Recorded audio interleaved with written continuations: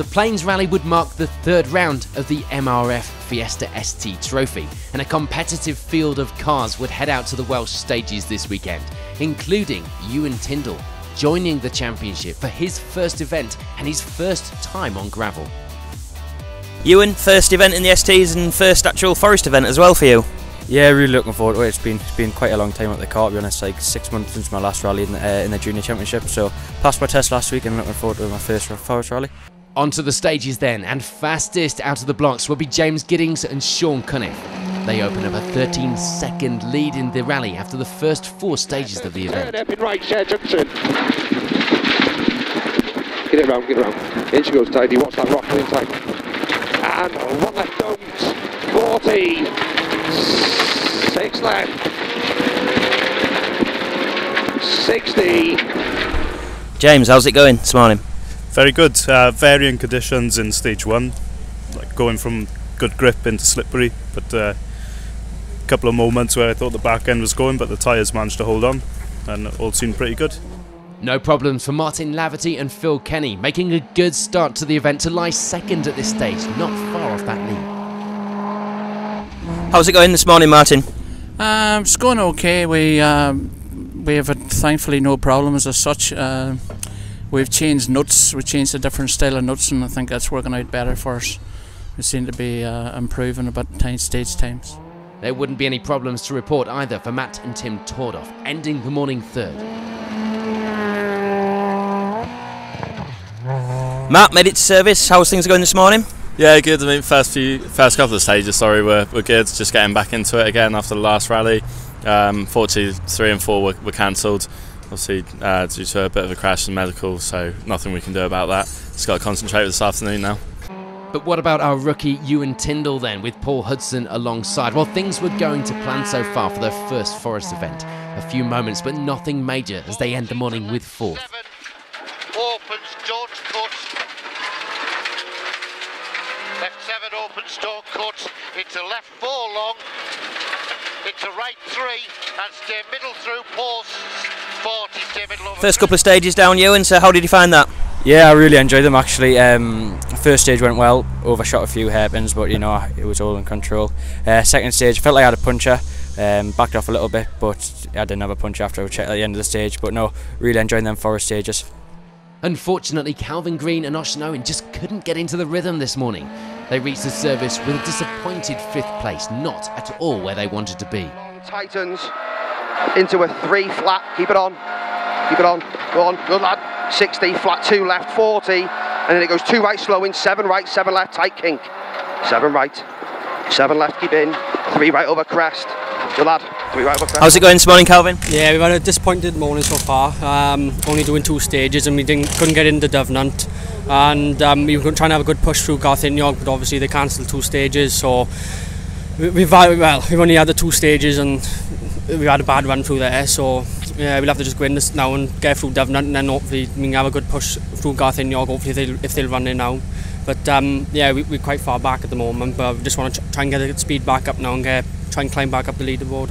And for Neil Fulis and Stephen Vari, it will be 6th. Intercom problems would have been an issue through the morning, but that would be the crew's own fault, as Neil explains. How are you getting on this morning, Neil?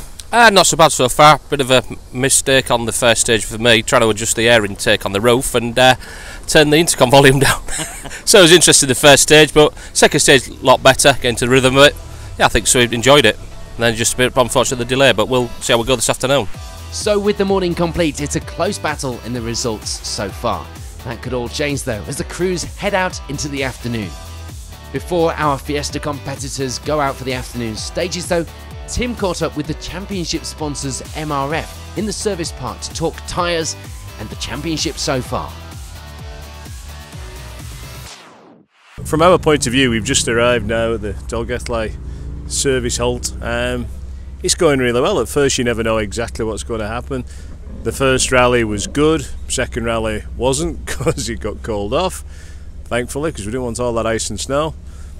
But yeah, it's going good. The tyres performing reasonably well. We've hit a few big rocks in Wales so far, but so far today everything's going well. Sun's out, sun shines on the righteous, so that'll be us then. And the two compounds, obviously, they're allowed to use in the STs, the soft and the medium.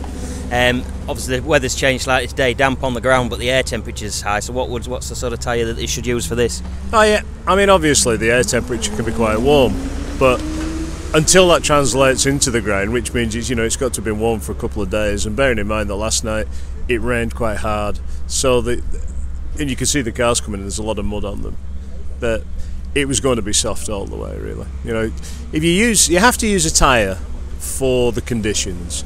If the conditions are wet, you use a medium compound, you're not going to get the same level of grip as you will with the soft compound. So really, you have to make sure that you understand what is happening in this stage, because most of the guys will look and go, oh, the sun's shining, medium compound.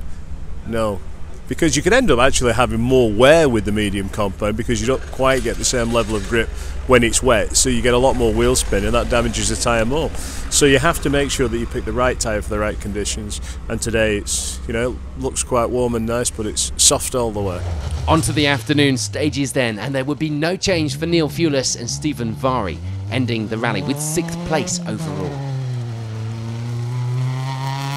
For Matt and Tim Tordoff, there will be a little lost time, slipping down the results to end the event with 5th.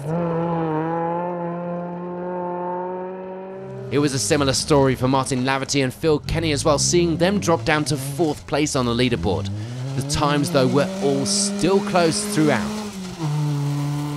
Ewan Tyndall and Paul Hudson have an impressive first outing in the championship, ending the event with the final step on the podium. They'd certainly be ones to watch in future rounds, cementing their reputation as pace setters in this championship. Right 3 coming up, here we are. 80 after this, to left 5 a quarry, into right 5, half long, 40, to left 5, mud, 60, be very neat over finish, left 8, keep it going, that's it, lovely, and back off, 60 right 5, that was alright Ewan, very good. Sadly for James Giddings and Sean Cunniff, there would be nothing they could do to hold on to that lead. The lower engine mount breaking, forcing them to run the final 2 stages with a ratchet strap holding things in place. They do though settle for 2nd with some good championship points as a result. But with a great comeback drive through the afternoon stages, it would be victory this weekend for Calvin Green and Ocean Owen. A great end to what looked like being a disappointing rally for the pair after that start. So confirmation then of the results at the end of the Plains Rally. That 2nd place for Giddings, putting him 1 point in the lead at this round of the championship. All to play for then as the crews head to Carlisle next, and the fast flowing stages of Kielder.